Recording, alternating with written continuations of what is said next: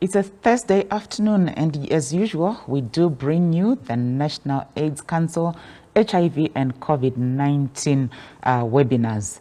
And when we are looking at the church in Zimbabwe, looking at also issues of HIV and COVID-19, it has been looked at as a sleeping giant, particularly when we are focusing on the twin pandemics that we have of HIV as well as COVID-19. We often hear people passing out all sorts of accusations. Why are we experiencing so many deaths? So many accusations as well going to the church. We have the issue that's topical at the moment, the issue of child marriages as well. So today we felt let's do a discussion on COVID-19 and HIV, looking at the voice of the Apostolic Sect. Tawadaidza mapostoli kuti vange vainesu tinyatsonzwa kuti zviri kufamba sei. And helping us in that discussion, we have Madzibaba Jeremiah, who is the Archbishop of Epafaya, I hope ndizvo zvandataura, Apostolic Church. Toita zvakare Archbishop Brian Midzi of St. Angel's Apostolic Church. We also have Archbishop Nomo Mukutya vari kubva kuvatumwa vekutenda. Helping me on the sign language corner is Tinashe Mangwiro. Saka totanga nekuti rugare kumapostori rapa. Zvakanakisa handiti tinokutambirai zvikurusa. Toda kuti timbonzwa kubva kwamuri sevanhu vakamirira kereke yechipostori. Ndofunga zvizhinji zviri kuitika muno munyika munongozvinzwa. Kazhinji kacho tinenge chinza mapostori kana zvanzendai hospital havadi. Mapostori zvikanzendai munorapwa havadi. Tinoda kunzwa kubva kwamuri zvakamira sei kumapostori nenyaya yekurapwa. Madzimai kunotora mafamily planning, kuenda kunotora maARVs kana ndiri HIV positive, zvese izvozvo. Utano nemapostori. Ndotanga nemi Archbishop Mukutya. Maita zvakanaka, tinokutendai makadi vana veZimbabwe. Ini chokutanga chandingagona kuti ndikupindurei pane zvamataura kuchipatara. Hakuna kushata kuti munhu akarwara anzi aendewo kuchipatara. Chinhu chakanaka chaizvo. Ende imimi maita zvakanaka kuti daidza kunoku nekuti of the past yaiva shuviro yedu yekuti tiwane patinotaura tichinzwika sezvatiri kuita izvozvo izvi. Taiona senge tinoiginoiwa stereki. Musingazive kuti tisu tine masi, tine vanhu vacho ivavo. Saka zvamaita izvi maita zvinhu zvakanaka. Kuchipatara kwakanaka kuti vanhu vaende uko achinamata zvakare. Handibvoni paine dambudziko ipapo. Izvozvo tinotozvinzwisisa because zvaitika ndezvokuti madoctrines emachechi ndiwo anosiyana. Madoctrines, but isusu segeneration iripo iri kuwe mapostora ariko muri kungoona patiri panapa kuti we are still young. Tiri kutokura because kudhara zvaingozikanwa kunzi church leader munhu ane mhanza. Ndizvozvo. So you see, saka izvezvi isusu tikadzoka even kushoko raMwari kwaive neainzi ana prophet Hosea akatanga aine 8 years kuita basa raMwari. Even Jesus yakatanga aine 12 years. Saka kuzvinhu izvi tinogona ngotanga sezvatakaita, but nyaya yamataura inhau yakakosha kuti zvechipatara, family planning, miteuro tinovaka. I know kuti vamwe vangu mapostori imi muri kuti tinovapa. Muri kutaura kuchechi kwenyere. Imi makadeka makamirira mapostori ese nhasi. Saka mapostori ari kurambidza vanhu kuti vaende kuchipatara ndewapi? Zvinenge zvakufamba sei? Ipapo manje ndikamirira vamwe mapostori isai. Pandambotaura pechurch doctrine. Muchiona takadaiwo madoctrine akatosiyana. Vamwe nevamwe vane zvavanobvumira. But inini nhasi ndauya panapa ndine shungu dzokuda kutaura zvandinazvo. Tine mitemo yenyika yatiinayo. Because kuti inzi nyika takaipiwa naMwari yoita vanhu.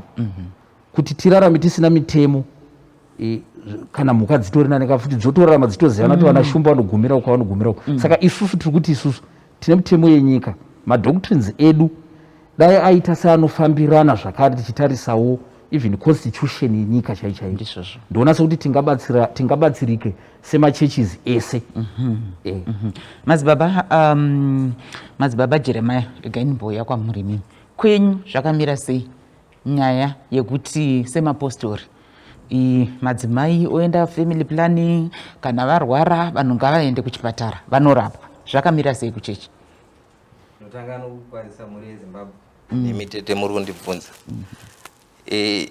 Nyaya yefamily planning ndio yandoda kutanga kupindura. Ndizvozvo. Family planning haina kumboshata. Zvakafanana nechitendero chedu isu chemasowe, eJohani Masowe. Kunogara kuchitaurwa kunzi ndiko kwababa Johani. Ndio Johani Masowe chingani yechishanu. Vanoti Johani Masowe chishanu. Imwe chete yababa Johani. Takatobvumidzwa kuenda kuchipatara. Tunoenda tunobayiwa zvese. Saka zvokuti munhu anonzi akwanise kuti azoshandisa family planning, isusu takazvarwa tichibayiwa anonzi maBCG aya. Zvinhu zvimwe chete izvozvo. Saka tinongotsigira kuti family planning yakanaka. Saka wasiri kuenda ndevapi madzibaba singe matotaura nyaya yekuti Johani Masowe murodhi mukafamba izvozvo ngangoti Johani Masowe whether mazoti chishanu kana kuti Mugovera kana Muvhura mhene kungoti Johani Masowe havadi kuti vanhu vaende kuhospital. Zvazvinoita ndezvekuti pane vamwe vane matauriro avo vachisiyanisa. Icho chinamato chiri chimwe chete. Saka hauzozive zvichibvira kune vamwewo vanoti isisu hatidi zvefamily planning, asi isisu semafundisiro atakaitwa kubva kuna vakuru vedu vakangoti tinofanira kuti tiende tichibayiwa tichishandisa family planning. Ndozvatakadzidziswa. Dzimwe dzenguva kusiyana kwezvimwe zvitendero asi kune chedu hazviko izvozvo. Archbishop Midzi, kwenyu zvakamira sei zvekuenda kuchipatara? Tinotenda. Kai nditange nokukwazisa nyika yeZimbabwe. Ndinoti makadii. Zita rangu ndinoitwa Archbishop Brian Midzi, ndichitungamirira kereke St. Angels Apostolic Church. Pakuona kwandiri kuita ndepekuti pakuvakwa kwemakereke kune chinhu chinonzi doctrine, church doctrine. Madoctrines mazhinji ari kugadzirwa ane mainterest emunhu, not mainterest aMwari. Tikatarisa kuna bhuku redu raGenesis rinotaura kuti all things were created by God.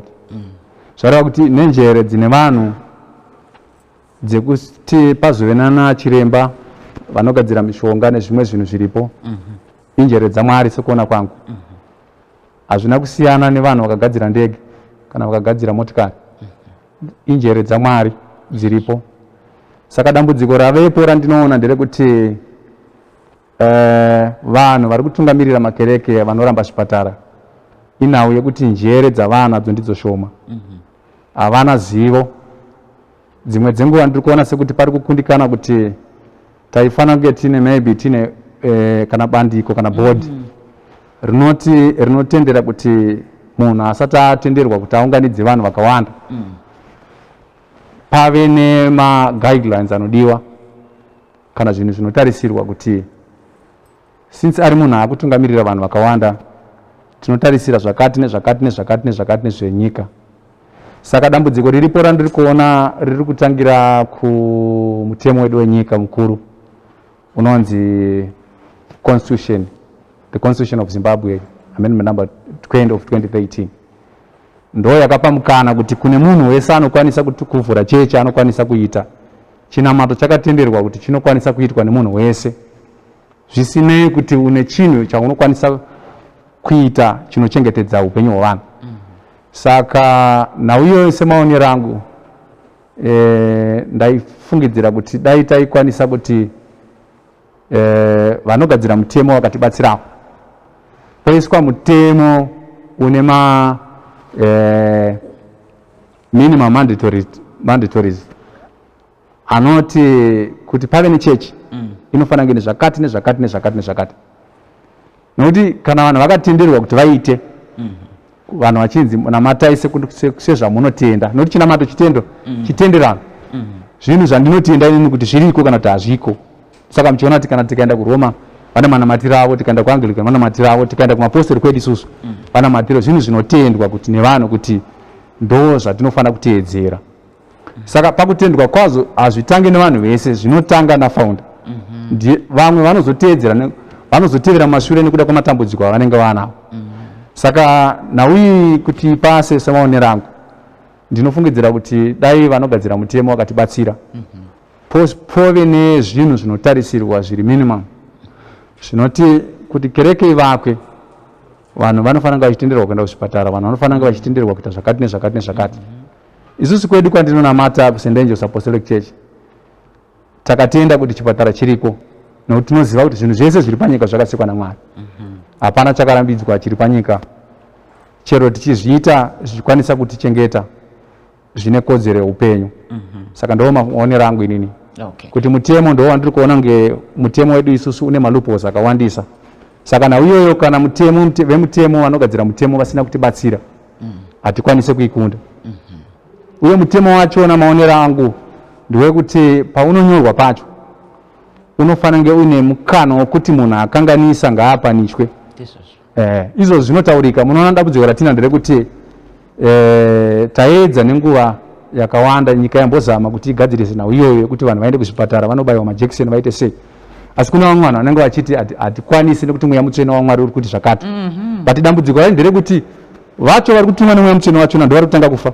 Tine vamwe vanhu vane mazita atisingakwanisi kutaura izvozvo vari pasi apo vairamba kuti hazviko, covid haiko, kana izvi zvese zvirwere zvazviko izvi, kana even kune vamwe vana vari kuzozvarwa vakaremara izvozvo nekuda kwekuti vanenge vachirambidza vana kuti vaende kuzvipatara.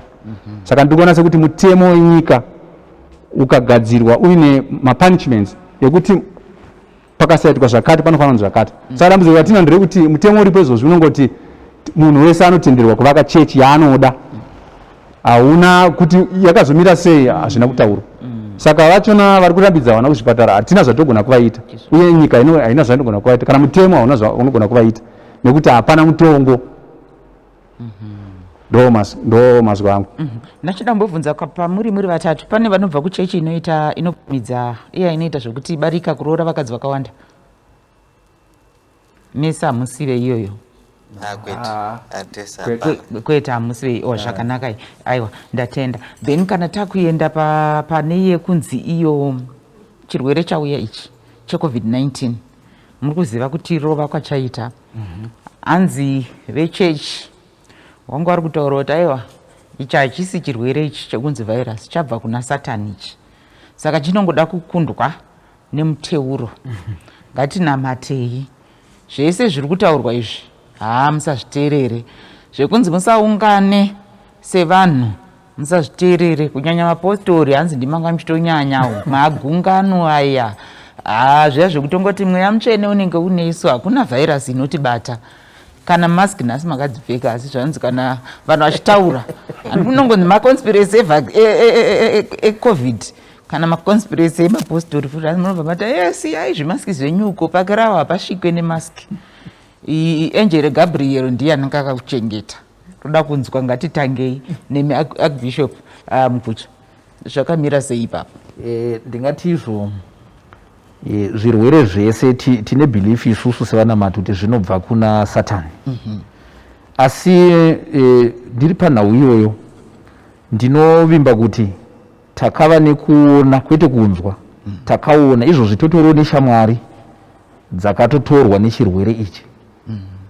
Zvinodaro mweya mutsvene uriko, asi mweya mutsvene iwoyo zvakare unoda kuti tiite tichidzoka, nokuti tiri panyika tiri vanhu, hatingorarami pamweya chete, tinombotorarama tiri panyama muchiona chiro takatodai. Handiti? Saka pane zvimwe zvinhu zvinoda kutevedzerwa kuti tikunde. Kumweya tinononamata sezvamainzwa ipapo uchinzi tinonamata, tinotonamata. At the same time totarisa kuti mukugarisana kwatakaita nevanhu, nokuti zvinonzi izvo inini ikandibata ndikasapfeka maski zvandakaita izvi, ndikahotsira kana kushamira vamwe, zvaura kuti yakuenda pane mumwe munhu. Ende mweya mutsvene cannot defend that. Izvozvo the passing on yekuenda pane mumwe izvi ndichibvisa pandiri ndichiendesa pane mumwe. Saka takatozvionera tega kuti zvinhu zvinotoitika. Ndosaka muri kuona nhasi takatopfekawo takazvinzwisisa kuti ichi chirwere ichi ndo zvachinotoda kuti tinge tichiita saizvozvo. Hongu kunamata tinenge tichitonamata chaizvo, tichitokumbira kuti chikasike kupera. Madzibaba Jeremiah, kumasoko zvakamira sei nenyaya ye-COVID-19? Position yenyu sechechi, kuita magungano, kupfeka mamask, zvese izvozvo zvanga zvakamira sei kubvira gore rapera iro tichitanga kusvika pari zvino? Chokwadi chirwere chiriko kubva chichitanga taingoteedzera sezvo taiudzwa. Chikonzero chokuti uzviteedzere unenge uchida kuzvidzivirira. Vamwewo vanenge vachizviramba kumachechi, asi isusu kwedu taingozviteedzera nokuti chirwere kana chinge chatouya, iye Mwari iyeye anenge achitozviziva kuti vanhu vangu pasi apo vari kunetseka nokuda kwechirwere. Saka chirwere achingonzi changobva musango ka. Zvinotozikanwa nekudenga kwese nokuti vanhu vari kufa ivo vanoenda kudenga kuna Mwari wavanonamata. Saka sechechi isusu tinopfeka mamask, animaona tinawo. Ndamboti ini ndabatwa neCovid madzibaba, ndiri nhengo yenyu apa ndiri kutoti muteuro ndo unondiporesa. Ndauya kwamuri ndimi kaarchbishop vacho wekereke, ndiri nhengo yenyu ndiri madzibaba, ini ndinofanira kungopora nemuteuro, whether imvura kana kuti matombo. Amen. Ndo zvandiri kuti ndizvo, ndoya madzibaba ndipeiwo muteuro. Izvi munenge makuzvitaura mauya, kwete kuti mafona. Kana muchinge mauya tinotaura nemi mungorese kwamuri ikokoko. Ini ndiri kuno. Kana ndichinge ndaona kuti zvechokwadi marwariro amuri kuita aya iCovid, munofanira kutoenda kuchipatara. Zvemuteuro ndizvozvo tinongokwanisa kukunamatira kuti Mwari itai kuti munhu aende kuchipatara anobatsirwa kuchipatara ikoko. Tinotenda. Ndakuda kuuya kwamuri Archbishop Midzi. Ku St Angels zvakamira sei nenyaya ye-COVID-19 sekutaura kwataita? Ya chirwere cheCovid chiriko zvechokwadi, hatidi kunyepa. And isu sevatungamiriri vezvemweya, zvinhu zvatinokwanisa kunamatira tirapa zvinhu zvinobva kumhepo, zvinenge zvichinzi zvatangwawo nemweya wakaipa and so.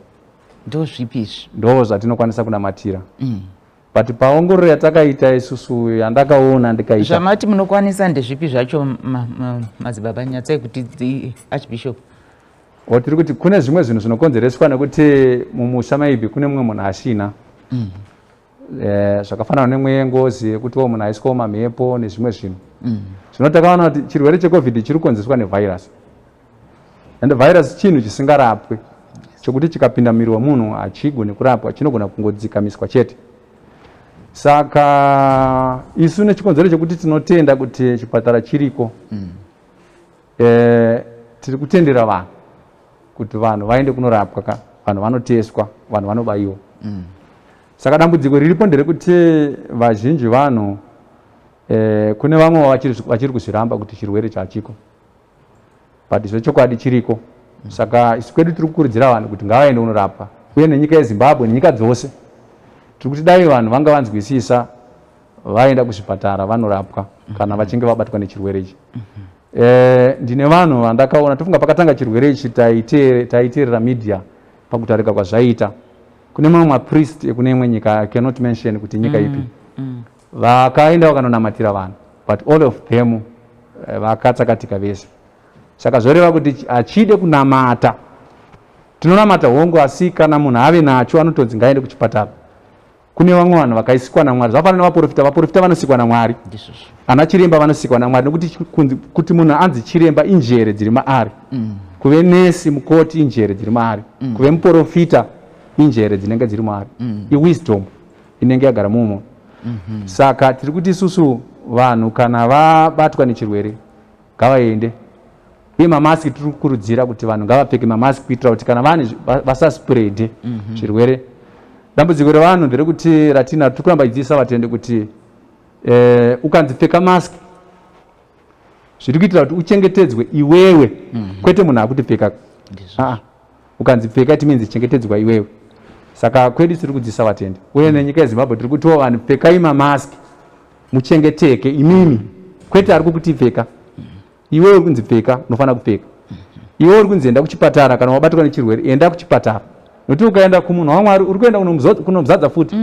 Dambudziko riripo nderekuti vatinoti vanhu vaMwari dzimwe dzenguva munogona kuuya ndiri archbishop ndiri muprofita asi mukauyawo dzimwe dzenguva ndisiri pana Mwari ndinogona kurasika, handigone kukubatsirai zvaMwari chaizvo.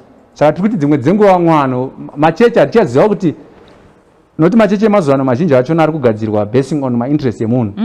Munhu anogadzira chechi anotanga chechi achida mari, nokuti anoziva kuti kune vamwe vanhu vari kutambudzika vokuti vakanzwa kuti pakati pari kuitwa minana vanotoenda ipapo. Saka vanhu vari kuzowira mumaoko evanhu vasingaziva kuti hakuna Mwari, tokonzeresa rufu rwakawanda. Iyo minana iyoyi ndeyemachokwadi here kana kuti ndeyekugadzirira? Minana zvazvinoita ndezvekuti kuti munhu azonzi ave mutungamiriri wechechi anofanira kunge ane calling. But dambudziko riripo nderekuti hatina chinhu chinomezha munhu kuti ane calling kana kuti haana. Nokuti minana inogadzirwa futi ka? Inogadzirwa. Zvangofana nepapa pamuri minana inogona kugadzirwa. Kune vamwe vanoita yechokwadi. Saka kuti titi uyu anoziva uyu ndewechokwadi uyu haasi hatichaziva. Saka kurudziro ndeyekuti vanhu kana vanzi nehurumende ngavaite se vagare kudzimba vapfeke mamaski. Tiri kukurudzira kuti vanhu zviite se zviitwe. Ndinoimba kuti chinhu chinonzi Covid-19 iflu ende yagara yanga iriko kubva kudhara. Saka ine season, it's an event ichapfuura. Saka tikagara zvedu kudzimba zvinodarika hapana chakaipa. Saka mumwe hanzi ichapera rini Covid? Anoziva ndiMwari. Nhau iripo ndeyekuti kupera kwayo ndokunge kana vanhu vapfugama vanamata kuna Mwari. Dambudziko riripo nderekuti izvozvizve tine challenge yekuti vanhu havasati vaziva Mwari. Anoona nhauya ndichitaura kuti kune vamwe vanhu vari kupretenda as if kuti vanonge vari vanhu vaMwari, kwoitawo vamwe vanhu vari kuitawo zvavanoita. Then kwoitawo isusu vachona vanhu vari kuuya kuzonamata vachona hatina umwari, tsika dzedu dzatinoita dzachona Mwari haasati adzida.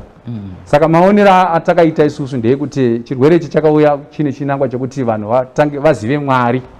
Anomuona kuti even madoctors maspecialist vanonzi maspecialist vane makore vokuti those are I'm talking of the old aged specialist. Vanhu vanotaura kuti I'm 50 years old in the medical field.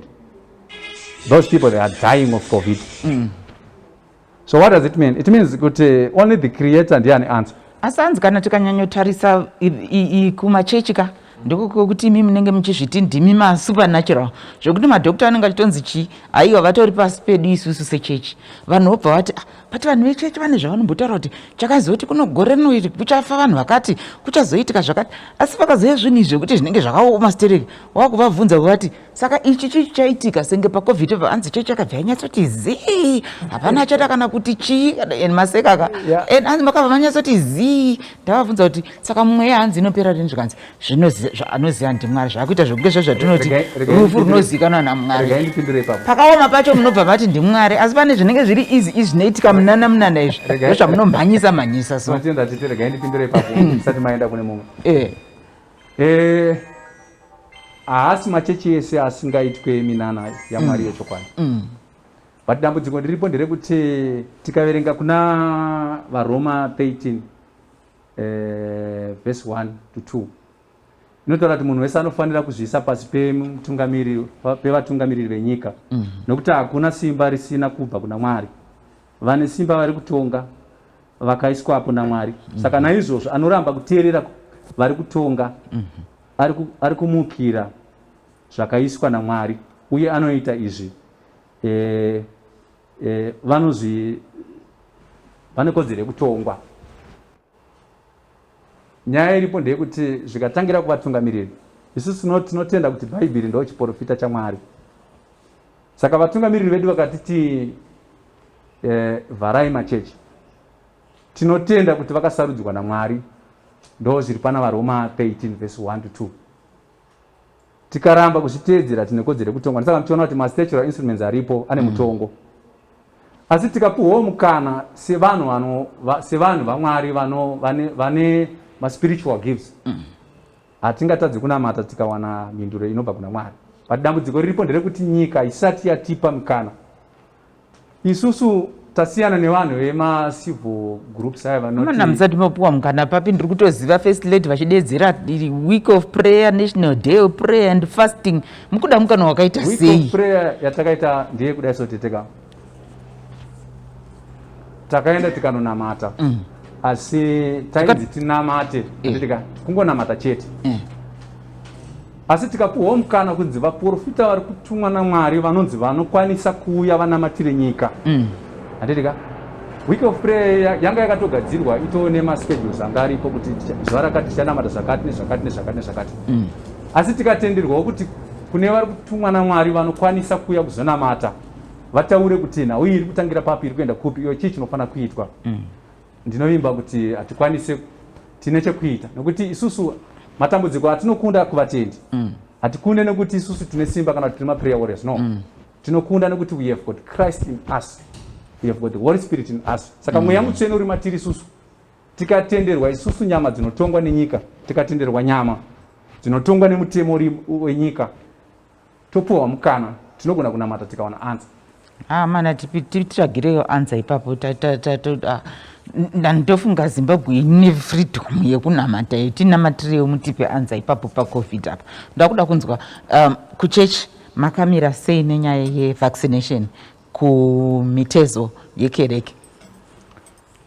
Tingati pari zvino taakunzwisisa pekutanga zvinhu zvatanga tisiri kunzwisisawo nekuti taiverengawo pamasocial medias tichinzwa dzimwe nyaya but nekuzoonawo vamwe vedu mbozi zvimwe kana usingazvinzwisisi unotanga wamboona mumwe kuti zviri kumbofamba sei zvichinzi nofa after 2 years saka taakunzwisisa nekuti pari kuita separi kutsanangurwa zvinhu zvakati wandei. Inini chandaitofunga ndechekuti panouya chunhu chitsva kuvanhu ngachive nevanhu vanokwanisa kumira vachichitaura nenzira yakanaka kuvanhu inonzi marketing iyai chinhu chikatengeswa zvakanaka nemutauro wakanaka handimbooni pachiita dambudziko asi pakangoita nhau yekuti zvinoita sekunge vanhu vandokunge vachimanikidziwa kana kuita kunge pari kudi vanhu vanoita kaconfusion vanoda kutanga kuona kuti saka uyu kasaka uyu saka hakuna anozviramba izvozvo. Chiripo ndechekuti vanhu vanoda kunzwisisa chete kuti zvinorevei chinombonzi vaccination ichocho chii vanhu vakazvitsanangurirwa izvozvozvo totoona kana vana mbuya chaivo vari kumamisha uku ndaitofonerwa musunu nana mbuya vachitonditi takutoendawo asi zviri kumbonzi timbodzokai zvazoshota zvadai handiti kuri kuti vakunzwisisa. Saka isusu ezechechi tiri kuti taakunzwisisa kuti zviri kurevei zviri kufamba sei. Iye zvino takanzi nehurumende dzemachechi takufanirwa takukwanisa kusangana asi munhu nemunhu nekadhi rake rekuti akabayiwa. Kana musina izvozvo imimi sevatungamiri munosungwa nekuti munenge matyora mutemo. Zviri kufamba sei kwenyu kuvatumwa vekutenda? Pari zvino izvi tatakamboti tinyatsowonesana kuti zveshuwa vatendi vese vatiinavo vateedzera nekuti hurumende takaipiwa naMwari ndizvozvo zvainotaura tinofanira kuzviteedzera sezvamanzwa zvaverengwa kuna vaRoma ndizvo zviripo kureva kuti kana kuri kuti chiri chinhu chakaipa handioni vachida kuzoti vasare vega ivo pasisina vanhu ndizvozvo. Saka zviri kuda kuti plus nyika yese tiri kungonzwa kuti kwese kuna naEurope vanhu vari kuita sei vari kuvaccinatwa vakutoenda kumabhora vakutoenda kana kumitambo yese tiri kutovaona vamwe vasitorina kana nemamaski mini kuti zvinhu zviri kubatsira zvinhu zviri kushanda. Saka kuno kuchechi takangowirirana kuti tese ngatitangei tadini taita kadhi nokuti ndikaita ndiri 1 kana tikaita tiri 4 vamwe vachangouya nekuti chechi yavajaira kupinda vasina. Saka ndozosungirwa inini mhosva yemumwe asi ndine ndakateedzera zvakataurwa. Saka tinotanga taonana isusu pachedu kuti zvinhu zvaaraiti here. Saka musati makusangana izvozvi takamira tichigere nekuti tinoda kuti vacho vanosangana mumabranches machemomo vanonge vachitungamira mabranches vokonfirma kuti pawayana dzatiinadzo idzi tinenge tasvikawo pakati izvozvo toti aiwa ngatichienderera mberi nekuvhura machechi. Johani Masowe zvakamira sei? tiri kungokurudzira vanhu kuti vabayiwe. Zvakafanana nemusi wesvondo. Svondo iyoyi yatapfuura. Vanhu pavakangonzwa kuti yakwana nguva yekuti vanhu ngavachienda kumachechi. Kwakanga kwatova nevanhu kare. Asi kunguva yandakasvika ndakavaudza kuti nhasi mauya asi simudzai makadhi anoratidza kuti mabayiwa. Nokuti inini wachona ndinoda kutodzivirirwa kubva kwazviri. Inini rangu ndinaro. Ndakaona nhamba yevanhu vaiva nemakadhi yaiva shoma shoma. Tikava tichiendai munonobayiwa. Tichatora vanhu vatinomisa kunze uku. Zvakafanana nekuJohani Masowe hatinamatire mumabuilding ka. Tonamatira panze. Saka takati tichatora vanhu vatinomisa kunze. Kana usina kadhi haukwanisi kuti upinde tinamate newe. Ungatonamatira uri kunze kusango uku vega. Ndozvataivafundisa izvozvo svondo iyi. Zvichiri kunetsa kuti vanhu vazvitambire nezvikonzero zvekuti mumwe anoti ndakanzwa kuti panext pangu wakabayiwa asi wakabva wasangana nedambudziko. Zvinhu zvavari kusangana nazvo mavanogara iwo. Saka sekumachechi tinenge tichingovakurudzira kuti endai munonobayiwa. Imomo kubayiwa imomo ndaimbonzwa zvangu ndichiteera zvemafacebook izvi. Ndichinzwa vamwe vachitaura kuti kana munhu ane chirwere chiri maari zvakafanana neshuga nana BP unofanira kuenda unonobayiwa waonekwa nachiremba wako. Taizvinzwa kuti zvaitaurwa izvozvo chizviverengawo. Asi sekumachechi tinongovakurudzira zvimwe chetezvo kuti endai munotanga maongororwa nana chiremba wenyiwa kana muchitya kunonobayiwa. Nekuti nyika iri kuti vanhu ngavabayiwe. Saka kubvira pakataurwa naPresident kuti tiende kumachechi tichiunza makadhi iwaya kwenyu mati masangana here? Mataura kuti vamwe maivadzorera asi muri kusangana here? Kutaura chokwadi zuva resvondo Sunday iyoyi takanzwa mafoni achona awandisa ekuti tiri kuchechi takabvumidzwa kunamata. Tatosvika kare ndikati ndiri kuuyako. Pandakasvika ndakati hongu mabvumidzwa kunamata asi tiratidzei makadhi. Kadhi rinoratidza kuti nyangwe tikatumirwa mutemo panapo unokwanisa kuribuditsa rine umbo hwekuti wakabayiwa. Ndakaona makadhi mashoma shoma andakabuditsirwa. Wakati vanoda kutanga waona rangu ini. Ndikadzokera kumota ndikanotora rangu ndikati rangu ndinaro. Imi chiendaiwo munobayiwa. Saka takambovapa nguva yekuti vanhu ngavachibayiwa. Kana taona kuti vanhu zvichokwadi wabayiwa wakati wandei tinokwanisa kuti tichungana nawo tichinamata. Aiwa, tinotenda. Madzibaba Jeremiah, kwenyu kwakamira sei? Archbishop Brian aiwa tinotenda. Isu kwedu tichine dambudziko tete rekuti majebhu asati auya mainjection asati asvika kune zvinhu zvakatenderera zvakawanda zvokuti vamwe vainzi vasati vabara vana vakakwana vaivai mukazobara muchazvara zvirema. Vamwe vainzi ukabayiwa unofa after 2 years kana gore. Saka chokwadi chiripo ndechekuti vanhu tiri kumbozama asi vanhu vachine karesistance kakakonzereswa nemedia. Isu kwedu hasati tatanga kunamata. Hatisati tatanga. Ina hangu ndakabayiwa ndakapedza. Ndakatopedza muna Machi ndoma ndakabayiwa. Mukakurudzira nhengo dzenyu here kuti endai kukurudzira. Saka dambudziko riripo nderekuti zvazvinoita tikasvika panzvimbo vanhu havatadzi kuuya vanouya. Vanouya nokuti kana vanhu vachiuya kumachechi vanotevera vatungamiriri vavo nokuti vanoti ndo vane zodzo ravanoda. Saka ini ndakatoona kutoti kutoregedza kuenda hako kwakanaka.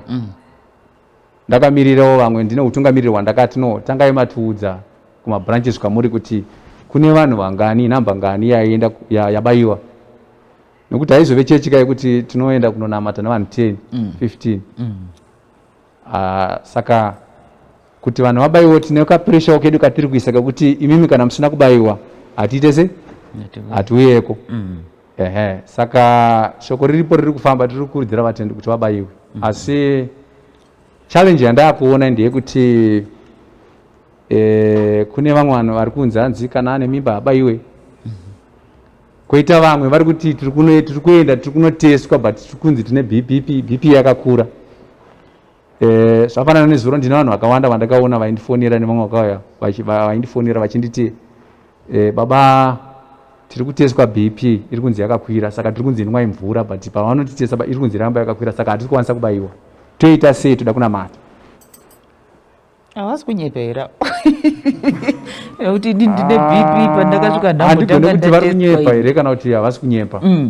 Asi nekuti handisati ndanobvunzwa kuchipatara kwacho. Ini pandakanobayiwa inini ndakabayiwa pekutanga izvo apa zvaiteswa izvo. Taingosvika tichinzi bayiwai tobayiwa.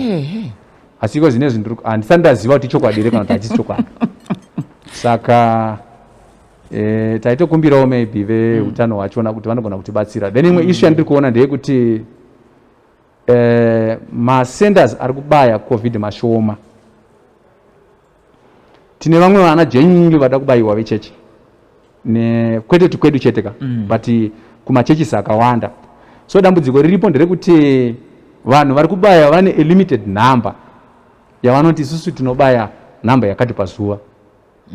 Tikadasa muno muHarare we have got millions evanhu. We have got so many people vari muno muHarare.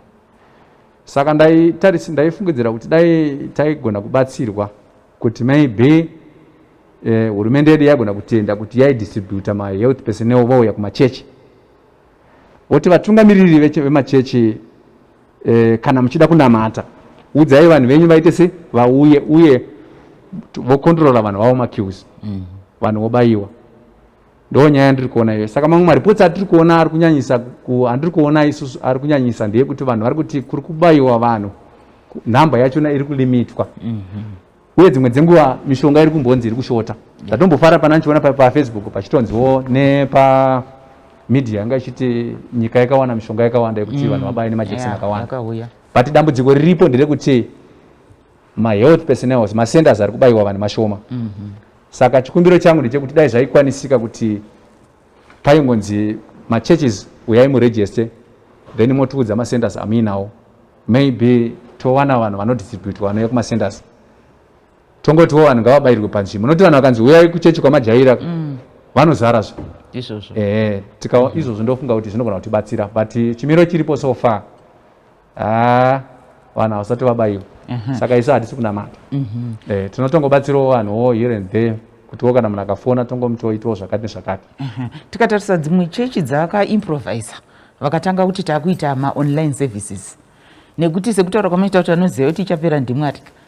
Zvoreva kuti muchapedza makore here musiri kunamata kana kuti makutongoti ngatiendei nezvinoita izvi zvokuti kana yanzi yasumuka, nokuti vinhu zvokunzi uyai nemakadhi pakanzi imwe wefi futi yakwira tinombonzidzokerai futi kumba. Mati maadjusta here semapostori? Ndotanga nemi baba. Ya pakamboitwa lockdown yekutanga paya takanga tatotanga kuita izvozvo maWhatsApp ipapa nepamafacebook. Tanga takutonamatira vanhu pamafoni kutofona chaiko chaiko.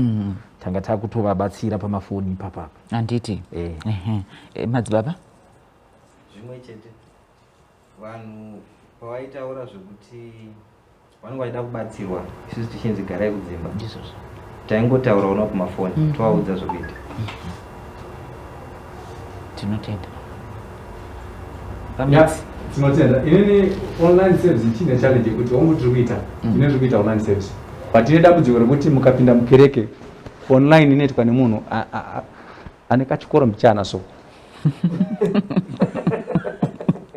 Kune vamwe vanhu vasitorina vasingatokwanisa kana ukamuti shandisa WhatsApp hakwanisi.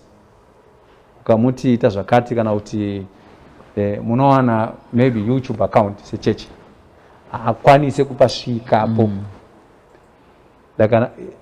Zvino dambudziko riripo nderekuti kune the selected vanokwanisa kuita the online, but the majority havakwanisi. Imwe issue yachona ndeyekuti havana maresources ekuti vakwanise kuita. Vazhinji vanhu vanonamata kumakerekeka ndeve muno mumatowns vanokwanisa kuwana mafoni anoenda kumawhatsapp, mafoni anoenda kumayoutube, Facebook and so. But even muno mutauni machona kune vamwe vanhu vasingatokwanisa nekunyaya yekuti upenyu hwakaoma, havana zvokuita. Saka richiri dambudziko, hongu tiri kuita asi richiri dambudziko. Aiwa, tinotenda. Takuchiuya panyaya yanetsa muno munyika. Nyaya yekuti mapostori. Nyaya yekurodza vana vadiki ari kunzi machild marriage. Munga muri kutoona mumedia kuti nyaya iyi yanetsa. Nyika yose tiri up in arms nenyaya iyoyo. Imini position yenyu yakamira sei? Chekutanga zvandambotaura kwekutanga zviya kuti inzi nyika inofanira kunge ine vanhu vanotedzera mutemo. Saka inini chandiri kutoona hangu chinofanira kuti chiitwe kana chizogadziriswa one, kudivi redu isusu mapostori tinofanira kuva vanhu vanokwanisa kutsvagawo information kana kupota tichiverenga zvimwe zvinhu. Sei ndadaro? Constitution yenyika handiti isusu takabvisa yekulangesta iyaya tikati haiwa isusu tiri kuda kugadzira zvinhu zvinotitonga isusu, bozi kuzonzi unzi mutemo webumbiro renyika iyi ndisu takawirirana nezvinhu zvirimo imomo. Right. Tiri ipapo ndiri kuti inini kumachurches ikoko tinofanira kuve tichikwanisa kuziva constitution yedu, ndo pari kutangira dambudziko.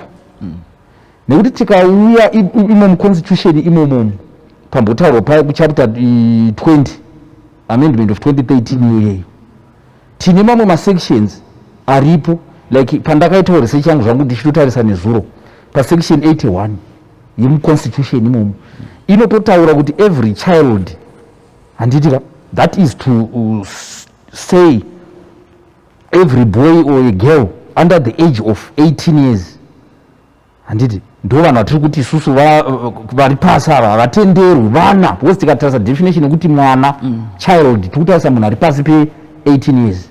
Saka kana takatarisa mutemo uyu zvirizvo zvatakawirirana nazvo isusu sevanhu tisati taenda kuchechi tiri kuno kunyika yedu takawirirana isusu kuti chinonzi mwana munhu ari pasi pe-18 years. Saka ukazoona ndakunotora mukadzi ane 9 years ane 14 years ane 10 years ndatone mhosva kunyika kumurawi wandakabvumirana nawe inini, because paipa patinonzi constitution we must be able to read and kunonzwisisa kuti zvirimo zvii. Saka paiyo section yandakutaurirai katika pa section 80 inotaura kuti all laws, customs, traditions. Saka inini kana ndikadzoka pa all laws apa ndinogona kutarisa kuti chese chinganzi mutemo watingagadzira chero tiri 2 kana tiri 3 but mutemo iwoyo ngauve uchitarisisa mutemo futi wenyika, nokuti zvinhu zvatogona kuwirana tiri 2 tiri 3 zvinogona kuve zvinhu zvakaipa zvinotyora bumbiro remutemo. Saka ndiri kuti inini kuvanhu vari kuroora vana vadiki vanoda dzidziso, vanoda kudzidziswa ende havasi kuzviziva here kana kuti vatongori zvinhu zvandiri kutaura izvi. Kana muchida kumboita isurvey tumai vanhu mumachechi umu vanozokuigirai vachitaura kuti tafamba statistics iri kutaura kuti muchaona kuti vanhu vanoziva mutemo wenyika chaiwo chaiwo they are very few, especially kana takutaura nyaya idzodzi dzatiri kutaura dzekuno kumakereke kwedu. People are ignorant, vanongosiya zvinhu, vanongoungani here imimi semapostori muchiita nondoziva kuti kune maassociation aya yekuti Zimbabwe Council of Churches chichi amunawo renyu boka remapostori ese rekuti munosangana pamwe chete muchigoverana izvozvizvi ririko, ndokwatinorejista machurches ende vanotozvibvunza, vanotozvitaura zvese izvi kuti zvatidi but maorganizations akazotouya mamwe machechi atanga kare. You see now, ende mamwe machurches iwaya nevanhu vari kuita izvozvo mukatarisa kuti vakarejista kupi munogona kutoona kuti havana futi kurejista kwacho, because vanhu vakarejista machechi pane zvinotigaidhawo isusu zvinotitaurira kuti chechi izvonzi yave registered ikoko kuma councils mune maforms amunopiwa ane mibvunzo munonamata sei, munoita sei, munoita sei muchidini. Saka nawo ndiri kukurudzirawo kuti kune vamwe vanga vasati vaita izvozvo ngavaende futi vanorejista machechi zavo kuti vagone kugavheneka, nekuti kana zvikasatodaro zvambotaurwa zviya naarchbishop Midzi kuti munhu wese ane freedom yekunamata, but tikanamata futi tisingatarise papa pana chikutaurirai panotigavhenawo senyika tatione dambudziko. Saka ndiri kuti dai even hurumende yaita kuti iisewo vanhu vanodzidzisa mitemo iyi vachito kana zvikatoita kuti zvimapamphlets chaizvo zvemutemo vapiwe machechi vachizopawo vamwe, then chinenge chakanyorwa nerurimi rwese vapiwe chingoita zvo chivanze chinotengeswa. Handifungi kuti kuna vari kuita izvozvo vacho haungabuditse dhora chiti ndiri kutenga chibhuku chekuti ndizive kuti munyika munogarwa sei. But the fact yekuti nyika ine vanhu, nyika inofanira kunge ine mutemo, mwari anoda zvinhu zvine order. Iye mweya wacho kana uchiuya muvanhu une order, but ukaona mweya uchikudzidzisa iwewe kana kukurotesa zvinhu zvakashata usisiri mweya unobva kuna Mwari. Kuti ndarota mukadzi mwana ane 9 years mweya unenge wauda kuongororwa, iwe wauda kunzverwa, nekuti isu takawirirana senyika kuti izvo hatizvidi. Saka kana vanhu vakuti ivo ndo zvavanoita, vanhu ivavo vanotori nemhosva. Ndo matauriro andingaite iwayo. Isusu kuchechi kwedu hatitodi kunzwa nyaya dzakaita seidzodzi. Ndo yakamuri madzibaba ipapo pakunzi madzibaba apo ndo panobva patitsimbirira, nokuti zvizhinji zviri kuitika ikoko. Asi zvine zvakuenderana nemachechi atinenge tichibuda. Mutemo iwoyo utorimo mubumbiro renyika chairo, rekuti tinoudzwa zera rokuroora. Saka vamwe havazvitarisi. Isusu kwedu tinozvitarisa chaizvo. Tine mazuva atinototi endai munotarisa vanasikana ava kuti dzichiri mhandara here, watinawo pano pachechi pano. Tinozviitira kuti hakusi kumbunyikidza kodzero dzavo here vana ivavo. Tinenge tichida kuwabata kuti wasvika pazera ravanotenderwa kuzoita zvemumba. Saka wakaziva kuti vamwe ndikaita zvinhu zvisina basa, ndikaenda kuchechi zvikaonekwa kuti ndo zvandaita, yatova mhosva, wakunzi chitsvaga tibatsire kutsvaga munhu wawakaita naye izvozvo. Ndiri 14 mondiwana handisisiri mhandara, mawana munhu wacho andakaita naye chii chinoitika ipapo? Isu zvatinoita tinotora vabereki wacho wemwana, nokuti ndo vanofanira kutanga kudzidzisa mwana wavo. Kana isusu tichinge tawadzidzisa zvinodiwa, nokuti zvatinongovafundisa ndo zvinodiwa nenyika, zvatovafundisa ndo zvinodiwa naMwari wacho. Saka tikatora ivavo towadzidzisa, ivo tinozoita mafollow up. Zvatinenge kuita mafollow ups ekuti tione kuti zvatakati vana havafaniri kuita zvebonde vasati vakura ndizvozvo here zvavari kuita. Mumwe akanzi uyu haasisiri mhandara, zvakangofanana nemi, munonyara sei muri muchechi. Saka mwana ane kodzero dzekuti akure kusvika pazera raanofanira kunge akufunga. Muri kundihwanda nyaya yangu yekuti maona ndisiri mhandara, munoti ndiite sei ipapo? Zvakuenderana nezera raari mwana wacho. Ndine 14, ndakuti ndintori ne14 ipapo, matondibata zvenyu. Tinobata wabereki. Mutemo wedu wechechi unoti tinosunga wabereki. Kuti mwana akanganiswa muchechi, mwana akanganiswa achiri mudiki, iye semubereki anofanira kurwadziwa kuti mwana wanga achiri mwana mudiki atombunyikidzwa. Wakatibvunza sewatungamiri wavo, tinongovaudza kuti endai kumapurisa, nekuti mutemo haubvumire izvozvo. Apa anenge ambunyikidzwa nemamwe madzibaba futi ipapo, ndo dambudziko racho rinowanzoitika kumachechi kuti tikada kutaura shuwa madzibaba Jeremiah. Zvinoitika, handisi kuzviramba izvozvo. Zvakuenderana nemachechi acho. Zvakafanana nekwedu. Ndakuudzai kuti tine nguva yatinoti vana ava ngavamboongororwa kuti dzichiri mhandara here. Kuda kuziva vana vari kuita musikanzwa nezera ravava, kana atova munhu ati kureta kutomuti wawakaita naye iyeye enda ikoko ndo forced marriage iyoyo handisi kuda kuroorwa nayeni manikidziri kuenda ikoko pamwe bonde rangu itika sandisida kuroorwa nemunhu iyeye ari kumakore anotenderwa nenyika chero ndane 18 inotenderwa handisi kuda kuroorwa nemunhu iyeye madzibaba mukundimanikidziri kuenda ikoko zvazvinoita ndezvekuti izvozvozvo isusu tunoisa simba kuvabereki wacho wemwana tikaisa simba kuvabereki wemwana ivo wakaona kuti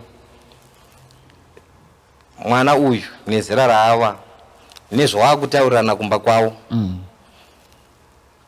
tinomutonga sei zvava kumba kwavo izvozvo asi kana achiri mudiki isu tinokurudzira kuti ngavaende kumapurisa okay ndakamboisiya zvangu ipapo asi mwana anenge aita sarudzo yake yekudini zvino makuda kundimanikidza kuti mukumbowaudzire vabereki vangu nai madzibaba zera ndine 18 ndakukwanisa mutemo wakundibvumidza kuenda pabonde zvino madzibaba vakuti handi kunokureyera kuna mai vako mai vapinda papi plus kana kutombonditarisa kwacho pamwe handisi kutoda kutarisa isu tinoti vana amai ndo vanofanira kufundisa vana kune chatunoti china chemadzimai cheshe ndoko vanofanira kunge vachivadzidzisa mararamiro avanoita kana vachinge vakura zvinobatanidzira vana vadiki vakuma 18 ivavo muri kutaura ivavo kuti vange vachiwana dzidzo yekuziva aiwa tinotenda vamidzi uko tomboya kwamuri archbishop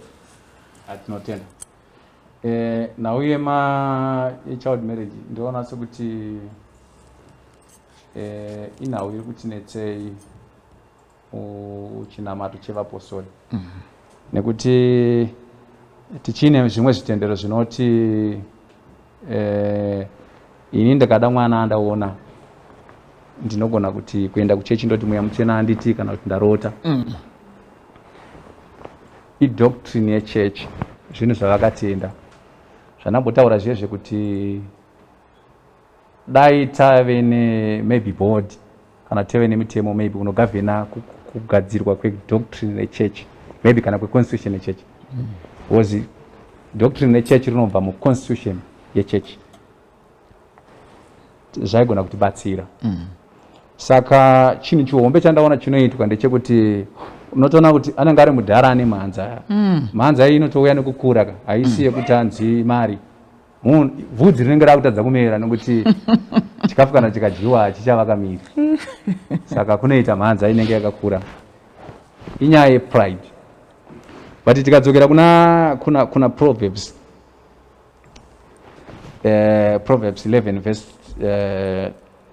2 inotaura kuti when pride comes there comes shame right nechishona ngainditaure nechishona kuti zvinoreva kuti chii inoti kana kuzvikudza kuchisvika kunyadziswa kwasvikawo zvoreva kuti ukaona inini ndiri mudhara maybe ndine maybe 30 years kana kuti 50 years old 6 years 8 years ndakuti ndarota mwana ane 14 years inyaya yekuzvikudza pride yekuti kana takagara sezvizvi ndinechiti muri kuona ndine kampana kadiki andimona saka bhuku rinoverengwa iroro vanhu imwe chinhu chinorwadza ndechekuti vanoshandisa bible but ndo rinotaura nyaya yekuti kana kuzvikudza kuchisvika kunyadziswa kwasvikawo zvoreva kuti aisapoti nyaya yambotaurwa naarchbishop mukucha yekuti kuri kuleka nyaya yeknowledge nekuti inini kana ndiri mutungamiri weikoko kunotenderwa izvozvo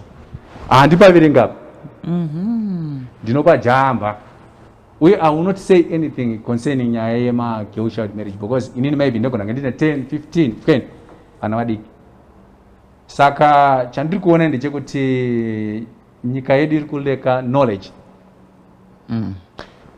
not knowledge in fact but wisdom because knowledge kungoziva chete but then wisdom now that's the application of the word kuti kana ndikaverenga shoko rakufanira kurarama mandiri inini manje so chinhu ichocho maonero angu ndechekuti isu kana ngatiti maybe ngatitore example yekuti kwedu isusu ndo kusingatenderwa izvozvo kunotenderwa izvozvo zvokuti togona kuroora vana imimi mukauya muchida kundidzidzisa handikutenderei kuti handikupei platform yekutaura nekuti hazvitenderi hamungazotaure zveni ndini mukuru wechechi kai ndinoita izvozvo ndine 30 ndokupai mukana wekuti mutaure hamutaure ndokuvharirai kunze saka ndinongoti security batai vanhu vako ivavo ngavasapinde kunze ndopamunozoona paipa kunoita noise kuti maybe kwauya vanhu masecurity agents and so vanhu vanovharwa kunze and so tiri kumboedza kudzidzisa vanhu but chandinoona ndechekuti dambudziko riripo nderekuti ari kuzviitirwa ndiye asingazive dai aiziva kuti this is not good. Zvavano kuti ukatenga handiti kuti kune michero handiti ukatema orange risati raibva harina value, even harina value zvachose ukarisa kumarket harina value. So ndosaka muchiona kuti recently we have got a case iripo yemwana ane 14 years old akanzi akanga amitiswa then during time yekudeliver she died. It is because of miri unenge usati waprepare saizvozvo. Saka besides kuti vanhu vanoda kudzidziswa ndinofungidzira kuti mutemo wenyika ukamboti womei chana panomboiswa manatsi papapa akati simbei sho anoti zvikaitwa nemutungamiri wenyika maybe zvinofana kuclaima upenyu hwemunhu. Can you imagine kuti somebody who is 14 years old 39 haasati akufunga munhu iyeye ndinoimba kuti mutemo wenyika unototi kana munhu iyeye kana chinhu anotofungirwa kudya chaiko chaiko anotoudzwa wanzi nhasi kudya chakati haana choice, which means vamwe vachona vari kukorera nyaya yemazepe yekuti inenge iri issue yekuti kwaari kubva maybe that's the less privileged family hakuna zviriko saka kunenge vana vaitengerwa mazepe vaitengerwa malolipop and so then at the end of the day vanobva vasangana nezvakaipa. Saka ndikufungidzira kuti mutemo ukaoma kune vari kuzviita vacho zvombonzwawo zvinoitwa kune dzimwe nyika maybe life in prison or death sentence. I think kune dzimwe nyika dziriko if you go to China mitemo yako yakaomarara ukasiya foni yako mustreet so haitorwe if you go to China, but then kune dzimwe nyika dzisati dzisina mitemo yakaoma muno muchaimogona kubiwa muno tiri zvatiri so tinogona kubirana because munhu anongoti ndikaba maybe ndinongoenda ndobhariswa fine kana kuti ndoitwa panongove necommunity service. So I believe kuti maybe we are appealing to the maybe kuma authorities kuti ngavagadzire mutemo worwadza so that whoever anobatwa iye anoshandiswa kugadzirisa vari kuzviita nevasati vazviita. But mutemo ukave lusi wokuti ndinokwanisa kuenda then ndongonzi bhadhara fine and so then zvinogona kurwadza. Then tabva kumutemo ndiri kuona sekuti maybe kumabandiko ehurumende ane chekuita naizvozvo zvishoma zvichiri kuitwa. Dai zvaikwanisika ndinofungidzira kuti maybe pane maybe curriculum yakaitwa education yeye vaifana kuisa izvozvo imomo kuti mwana haroorwe, maticha otanga kudzidzisa vana kuti mwana haroorwe akadai so nekuti unenge usati wakufunga ipo tanga wakura something of that sort. Zvinhu zvoita se ndinoona kuti tinogona kubatsirika. Isusu kwedu edu hatitendere zvinhu zvakafana nezvizvo. Isusu kwedu hatitendere munhu akaroora mwana mudiki kana tikazviziva kuti ndo zvawaita iwewe waroora mwana mudiki kana kuti warara nemwana mudiki mapurisa tinodedza kana zvikatoprofitwa tichizvinzwa yatove mhosva tiri kuitira kuti vamwe chechi haikurezve plus tiri kuraya nyika vana ivo vatiri kukanganisira upenyu. Can you imagine kuti mwana akakanganiswa ari mudiki vamwe vachona anotokura zvokuti anenge achitya murume wake chaiye because ane zvimwe zvinhu zvaakaitwa achiri mwana mudiki zvakamurwadza kana zvakamuvhiringidza pfungwa. Zamuchiona kuti at times tine mamwe mamarriages asiri kufunctiona yekuti munhu ari mumba make anofunga zvinhu zvekumashure kwe anototya murume wake just because akaabviswa nemumwe munhu or imwe issue iripo ndeyekuti nyaya idzedzo dzikazobuda munhu amumba I would say kuti iwe une history yakaita so wakatombobuda mapepa akaita so I don't like munhu ane character yakafana neiyi. Saka mamwe marriages ari kubreaka nekuda kwaizvozvo. Thank you very much. Tatenda tichipedzisa chirongwa chedu ndangoda kuti muchidimbu mutitaurire mashoko amungade kusiyira Zimbabwe tichiti kubva kumapostori takatarisa neCovid-19 neHIV ndekuti ndinotenda zvikuru kubva kuchirwere cheCovid-19 ndiri kuti inini kumapostori ese nevanhu vese zvavo dai tagona kungoteerera nekuteedzera zvinhu zviri kutaurwa zvekupfekawo mamaski tichiitawo social distancing uye nekunobayiwawo zvakare ngatiitei zvese nekugara tiine mahand sanitizers pese patinenge tiri, kugeza maoko edu aya nesipo. Ndikuti ndokuti tiwanezve mumwe mukano kuti tirambe tichizosangana tichionana. Ku-HIV ndiri kungoti nini, ukaona wanotestwa ukabatwa kuti chirwere unacho, ichokwadi mumachechi tinoenda tigovakirana miteuro tigodi, ukaona waiswa pamedication. Ndoda kuti kune vakanditeerera izvozvi, because ndine hamawo dzaitoenda kune mamwewo masangano mamachechi vachinzi nini, ndakanzi ndiregedze mapirisi just because ndinongonamatirwa zvinotongoita zvakanaka. Ndiri kuti kana makanditeerera musaregedza medication iyoyo, muchinamata, inwai mapirisi enyu muchinamata, uye ngatidzivirire, ngatishandisei makondomu. Handinganyari kuzvitaura, tinofanira kuzvitaura nekuti nyadzi idzodzi dzaingovapo kubva kare uku zvokuti hazvitaurwa ndo zvapedza vanhu izvozvo. Saka ndo zvandinganyanya kutaura pa-HIV izvozvo. Then ndinongoda kuti kuvanhu vese muZimbabwe vese nenyika dzakatipoteredza, kune vari kutoona, tongotiwo stay safe. Garai muri vanhu vakangwarira, chenjererai. Ndo chete zvandingagona hangu kutaura panguva dzino. Madzibaba, ndoda kungoti kune vese vari kutinzwa semhuri yeZimbabwe, zvakafanana nedenda reCovid-19 harina munhu warinosarudza. Ukasateedzera zvesocial distance, zvekugeza maoko, unongofa. Anenge afa ndiwe. Saka unofanira kutoteedzera zvokuti uwane dziviriro. Ndoenda pechipiri kune zveHIV. Kana uchinge waziviswa kuti waanayo, dzidzai kuenda muchinonotestwa muzvipatara. Kana uchinge wawanikwa kuti une HIV, hazvisi zvinhu zvinonyadzisa zvokuzikana kuti une HIV. Unofanira kuti utore mapiritsi ako, nekuti kutora mapiritsi kuchengetedza upenyu hwako iwewe. Ndo chete zvandoda kutaura. Pamidzi. But tinotenda. Ndotanga kutaura nhau yeCovid-19. Nhau yechokwadi ndeyekuti chirwere ichi chiriko. Ende taona vanhu vane mari vachifa. Vatungamiriri vemakereke vachifa. Vateveri vanonamata vachifa, nevasinganamati vachifa zvakare. Zvarevera kuti chirwere chiriko munyika dzese. Saka kurudziro yangu kune venyika yeZimbabwe nevarimwe vose vari kutiona ndeyekuti zvatinoudzwa kuti tiite zviri kuchengeta isusu. Kazhinji mutemo unochengeta munhu anoutedzera. Kana wanzi pfeka mask, iri kuchengeta iwewe kwete munhu akuti pfeka. Even if iye akasapfeka, asi iwe ukanzi pfeka, inochengeta iwewe. Ukanzi social distance, zvinochengeta iwewe. Ukanzi sanitize, zvinochengeta iwewe. Zvikanzi kumakereke ngakuende vanhu vakabayiwa, zvinochengeta iwewe. Nyaya yandoda kutaura panyaya yekubayiwa apa ndeyekuti ndikurudzire nyika yeZimbabwe nevamwe vese, ndeyekuti ukabayiwa zvazvinoita unenge waiswa rimwe simba rinoita kuti chirwere chiye chikauya muropa rako, kwete kuti ubatwe neCovid, inokubata, asi haizouya semawira ainoita kumunhu asina kubayiwa. Saka vazhinji vanhu vari kutambudzika, vari kuti vandiri kuona vari kuramba vanenge vachiti vari kubayiwa vachona vari kubatwa nayo. Unobatwa nayo, asi zvazvakanakira ndezvekuti uremi hwayo hunenge hwareruka. Saka zvinosevha upenyu. Topfuura ipapo. Right, takuenda nyaya yeHIV and AIDS.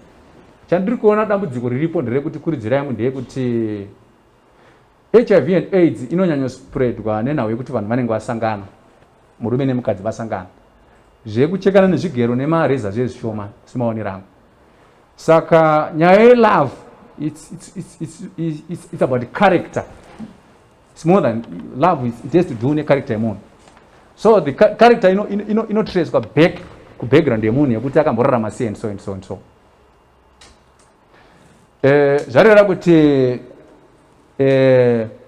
ndiri kukurudzira nyika kuti hatingatraste munhu nekuti taona kuti ganda rake rakapenya. Mazuvano kune mafuta akawanda anoita kuti vanhu vapenye, akawandisa zvisingaiti. Saka vanhu ngavatestwe, vanhu vazive status yemunhu wari kufambidzana naye. musati maenda kure. Ndofunga kuti ndo chinhu 1 chekutanga chinofana kunge chichiconsiderwa panyaya yekudanana kwevanhu, kuti munhu ari kuziva here status yemunhu waari kufambidzana naye. Because vazhinji vanhu zvavanozoita ndezvekuti anozoti dambudziko rinozouya kuti arara nemunhu vapedza maybe vatone time vakuzoenda kunoteswa but vatone chirwere chavepo. Then number 2 ndechekuti vakundikana, vanhu vadanana vakundikana, ngavashandise nzira dziripo. Tiri kutaura hedu asi kumakereke kwedu hatisi kutaura izvozvo, asi ndo chokwadi chiripo. Even ndotoudza kana vana vekumachechi kuti vanhu kana vakundikana ngavaprotect. Zviri nani, though it's not 100% safe, kuti unomborarama here and there. Saka dambudziko riripo nderevanhu vokuti vanozoda kuzoprotecta zvirwere zvavepo.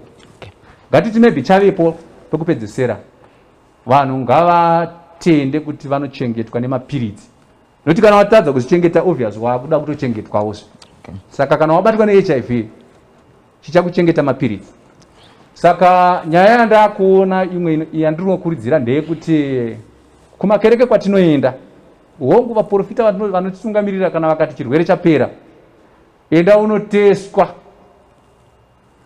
utenderwe nana chiremba kuti vakuudze chokwadi kuti chirwere chapera here. Vanhu vasangoti nodambudziko riripo, vanhu vandiri kuzoona vari kuzofa vachidya kuti vanenge vanzi nevaprofita kana kuti nevatungamiriri kana kuti nemapastors. Takunamatira iwo unofana kutenda kuti chirwere chapera. Saka tiri kuti yekutenda hatisi kukuramba. Tendaiwo kuti mufundisi kana muprofita aita basa, motendawo chiremba apedzese nekuti ndiye akakuudza kuti une chirwere. Ndatendawo. Thank you so much. Well, that was almost like a service, but key take-home messages that we got kubva kuvazodzwa vedu vatanga tinawo pachirongwa nhasi. Let's observe all the COVID-19 protocols, and if you don't, you are risking yourself getting infected and even sometimes dying. And if you are on HIV medication, do not stop because of prayer. Pray and take your treatment. And we have been encouraged navo mapostori iwayo kuti hanzi ngatishandisei makondom.